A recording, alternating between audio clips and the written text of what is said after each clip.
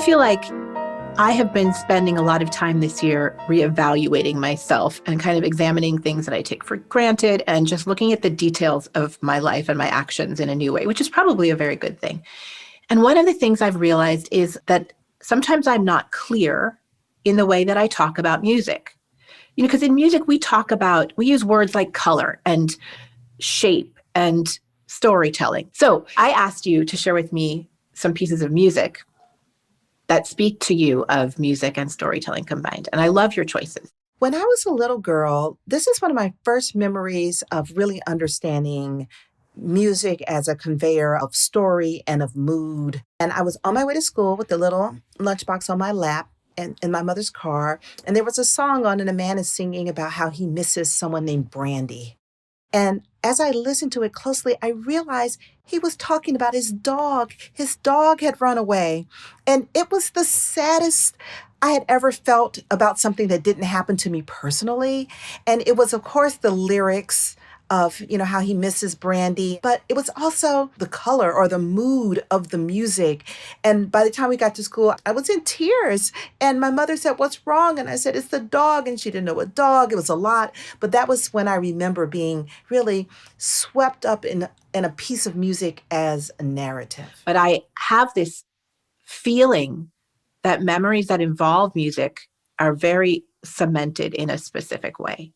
Very often, I felt like I was inhabiting a world of one when I was a child. And I remember looking at my mother and she was not paying attention. And I thought, how could she not be paying attention? The saddest thing in the world is unfolding right here. And she's just driving, putting on her turn signal. So I guess this just kind of fed into it that I was in my world of one, something terrible was happening, something so sad yet so beautiful.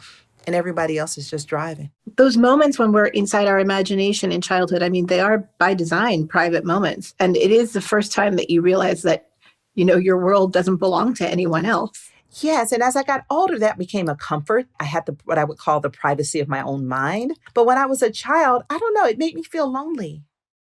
You know what really struck me on your list is Le Chanson des Vieux Amants, the song of old lovers, this Judy Collins song. But one of the things you said was that you were listening to this while you were writing An American Marriage. And to your point, it's not in English, so you weren't understanding the words. But in fact, the text is so connected to what you were writing. Really? Yeah, it's about this turbulent love. I'm going to read this to you. This is a translation. "Sure, we've had some storms. 20 years of love is crazy love. 1,000 times you took your suitcase. 1,000 times I took flight." It's quite literally about this, these two people who can't fit together. I did not know that until right now. I was always afraid to look it up because I thought it wouldn't mean how it felt to me, if that makes sense. And so now I know it felt just like, that is so rewarding. Thank you for telling me. Yeah, I was really shocked because I know the song and I know your book. And I thought, well, those two things were meant to be. But I think, we do make choices like that. I think that we're drawn to music with or without words that so often, in such surprising ways, has connection to our own inner story. Well, that particular arrangement has a muted trumpet that kind of plays a competing melody to the singer. And that to me felt like a difficult relationship. Judy Collins, her part, it's so clear and so convincing. But then when that horn comes in, it doesn't take over what she's saying, but it influences my feeling of the song as a whole. Like an American Marriage starts with a quote from Claudia Rankine that says, "What happens to you doesn't belong to you. It's not yours only." And that's the feeling of that voice and trumpet duet. Like this song, it's not a trumpet piece. It's not a voice piece, but both pieces are required. I don't know. I feel like I'm not being... No, I think it's one of the hardest things to talk about. And then I started thinking about, but what do these colors mean to me? So when I say that, B minor is a muted blue, what does that even mean to me in terms of the feeling? It's all so interlinked. The first time I heard someone speaking of someone having color in their voice, they were speaking about the opera singer Jessie Norman. And they said she has so much color in her voice. The person speaking of singers, who I always think about the color in the voice and the power to tell story without words is Billie Holiday. Because when I listen to Billie Holiday, I don't even hear the words. What I'm listening to is the color in the voice and the way that every shape and every choice of inflection and tone is meant to speak that word much more profoundly than the word itself. As a writer, I cannot sign off on that. I cannot give you that. That's fair. That's fair. Nothing. The word is everything. But it was interesting. You know, a few years ago, it was 2015. We celebrated the centennial of Billie Holiday and of Frank Sinatra, and they sang so many of the same songs. And when you listen to Sinatra's interpretation, you're listening to the text. He's pulling you into that text. And for me, Lady Day is taking you into this other place. Like it's like beneath the text or behind the text or something. Indeed, she enhances the text. I will say that's yes. And he does. He's like, just the facts, ma'am, just the facts. Here's the story. I don't get around much anymore. I've been invited on dates. I might have gone, but what for? You know, that's what's happening here. In Billie Holiday, it's more like I've been invited on dates personally, professionally, as far as my citizenship, as far as my family. I've been invited on many dates. None of them have panned out. It's an existential dilemma.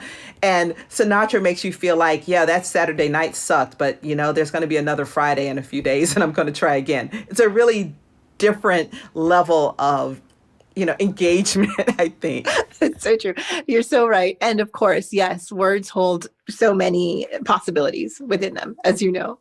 I read something that you wrote about your writing process and how methodical it is. And all I could think when I was reading it was that it sounds exactly like practicing the piano. Like, you know, when you have to make yourself a list of the things you need to do. And no one understands that because they think that you're just sitting there like channeling inspiration all the time. And in fact, you know, if you want to make that deadline and learn the piece of music, it's just lists. Yes, but if you're good, no one can hear the list. When you get it all together, all that workman-like scaffolding falls away and the piece is standing on its own. Like that's the difference between writing and typing, right? Like when I'm trying to get these things done, I'm typing, but the writing is what makes the rest of it more than typing. Yeah. You know, there's also in that process for me, there's always this beautiful moment when it's like a silken thread. It just, you know, untangles itself. It's so funny. I was just speaking of this yesterday, but I didn't use the metaphor of a silken thread. I said it's like when you have a very thin gold necklace, you know, a gold chain like you might hang a pendant from, and it gets all knotted up, and you have to unravel it. And you must do so gently because it's fragile, this gold chain. You can't jerk it. You have to just gently move this piece and that piece. And then all of a sudden, it's unraveled and you have your necklace back. But you just have to you can't rush it. You can't force it. You just have to be patient and have the faith that you will, in fact, get your necklace back. But you just have to be gentle and committed. Yeah, that's exactly right. I wanted to also touch on this piece of classical music that you shared with me, the William Tell Overture. Okay, when I was a child, I was in the band. I was not good at it. I was not. The only reason I was in the band is that my brother was in the band. And like my mother had me do everything my brother did, but he did things because he wanted to. And I was doing things because he did it. But I was in the band. And it's this very loud boy space. Everything was so gendered. And I played the flute because girls played the flute. And you can't even hear them really in a 8th grade band because the boys are so loud, which is what 8th grade is. The boys are so loud. But with the William Tell Overture, there's this piccolo solo. And it sounded like the piccolo was speaking over all the boys, like it was its own story. It was this rebellious bird. I even play it sometimes myself when I'm trying to get my courage up and to do something different. And it never fails to excite me. Now I'm so inspired to play that piece of music when I work with kids.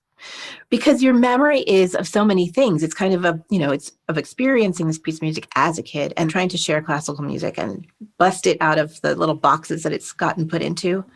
Those are the places that I love, where we just find these really resonant moments of, pure emotion and things that belong to us. And I spend so much time trying to let kids access exactly that place that you're describing. It's a really powerful place. It's just like when you were a child, someone told you that you don't like Brussels sprouts, but now you get them every time you go to a restaurant. But it's like you get these ideas in your head about a whole category of music, and you're committed to that belief that someone is giving you about it, but it's not born out from your experience. It's like it's a rumor. Classical music is the Brussels sprouts of music. Yes, and so delicious. And my hope is that the music that I am committed to playing has been music by Black composers, music by women, music that is overlooked in whatever we call the canon. When you're telling Black stories, you're telling this much bigger story. I want to hear from you how it has been to do that kind of nesting process of the smaller story within the bigger story. I don't think of it that way because I think that if I'm telling a story and I think of it as a bigger story, I'll lose the intimacy of the people. So I just have to trust that the quiet details and the specificity of the characters will tell a larger story. So, for example, An American Marriage is the story of a young couple and they're separated by a wrongful conviction. The idea of the criminal justice system, prison, Roy is accused of a rape he didn't commit. All of this is so weighed down with history. And if we can go back to the William Tell Overture, the history were all those big brass instruments and the narrative of this young couple whose love is fractured by this. They are the piccolo solo that they have to have their voices heard over the noise of history. Like, if you think about William Tell Overture, no one is ever going to forget those trumpets. They're there. And then here I am, tiny piccolo, which is this big, to speak not only in harmony with those other sounds, but also in a way above it, where the feeling of will they get back together or won't they is just as pressing to you as the reality of the prison industrial complex. It's the people that give it its page-turning quality. And you just have to trust that the people, the reader's connection with the people will then lead them to the larger story. What you're describing is what I want. And I think I can't get there quite yet because I'm in this door breaking down phase where I am saying to the world, here is this beautiful piece of music by a composer you've never heard of. She was the first Black woman ever to have her music performed by a major symphony orchestra. That's about as appealing as Prison Industrial Complex. And I'm trying to get past that story to say, and her name was, and here's her life, and here are her notes, and here's her soul. I mean, one of the reasons why I think I was able to write An American Marriage and concentrate so much on the people, I didn't feel like I'm dealing with a readership that has never heard of the prison industrial complex. I say a novel, if it's any good, should be about people and their problems, not problems and their people. But I was trying to write the problem, and I did feel like when I let that go, I was able to access the heart of the story. It's amazing that this love story between these two people and their relationship is kind of a mess, and how their will they or won't they was able to animate this whole book that's about racism and prison and family separation. But it's this little bird heart just beating away. I will be playing this music with only that as my job to do. And maybe you'll come hear me. And then we can go out and have Brussels sprouts afterwards.